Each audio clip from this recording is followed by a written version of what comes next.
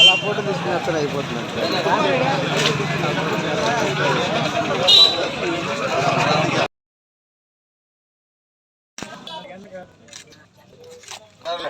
ఉడకపోతే నేను 6,000 ఇస్తాను.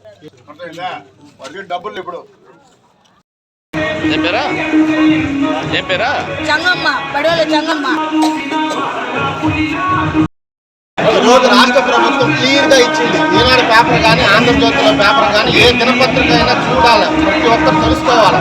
ఇటువంటి ముస్లిం ముట్టకల్ని రాష్ట్ర ప్రభుత్వ ముఖ్యమంత్రి జవహర్ రెడ్డి గారు మీ ఇంటికే పెన్షన్ తెచ్చుకొని ఇస్తారు, సిబ్బంది ఉండాలని చెప్పారు. కానీ దాన్ని అమలు చేయటంలా, ఈ ప్రభుత్వం అమలు చేయటంలా, ఈ సచివాలయ ఉద్యోగస్తులు అమలు చేయటంలా. ఈ ముస్లింని ముట్టకోని పాపం ఇంకా సచివాలయం ముందు పడిగాల్పు కాలిస్తే వాళ్ళకి ఎండాకాలము వడదెబ్బ తగిలి ఏమైనా చచ్చిపోతే ఏమన్నా అయితే ఎవరు దానికి సమాధానం చెప్పాలా? అంటే మీ శాతగానితనానికి ప్రభుత్వం చేసేదానికి చంద్రబాబు నాయుడు మీద నిందేసేదానికే. నిన్న కూడా బంగారుపేట అదే జరిగింది, మొన్న కూడా.